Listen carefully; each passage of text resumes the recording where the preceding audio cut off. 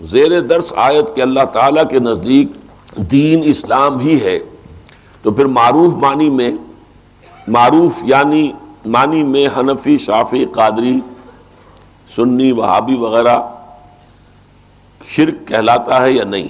نہیں، دین ایک ہے۔ اس پر تو میری بڑی مفصل تقریریں موجود ہیں کہ دین ایک ہے، البتہ شریعتیں مختلف رہی ہیں۔ دین تو آدم کا، موسیٰ کا، عیسیٰ کا، سب کا، اور محمد کا ایک ہے صلی اللہ علیہ وسلم۔ شریعت موسوی اور تھی، شریعت محمدی اور ہے۔ تو شریعت اور شے ہے، دین اور شے ہے۔ دین اس کا نام ہے کہ اللہ حاکم مطلق ہے اور اس کا رسول اس کا نمائندہ ہے، اس کی اطاعت کی جائے گی، سارا نظام اس پر بنے گا، یہ دین ہے۔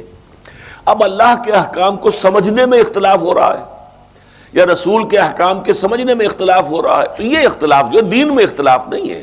دلیل یہی ہے کہ اللہ کا حکم، اللہ کے رسول کا حکم، البتہ اس کی انٹرپریٹیشن میں اختلاف ہو رہا ہے، اس سے حنفی، مالکی، شافعی یہ بن گئے ہیں، ان میں کوئی حرج نہیں ہے، بشرطے کہ اس میں تشدد نہ ہو، غلو نہ ہو، یہ نہ سمجھا جائے کہ بس ہم صرف مسلمان ہیں باقی کافر ہیں، یہ بات غلط ہو جاتی ہے۔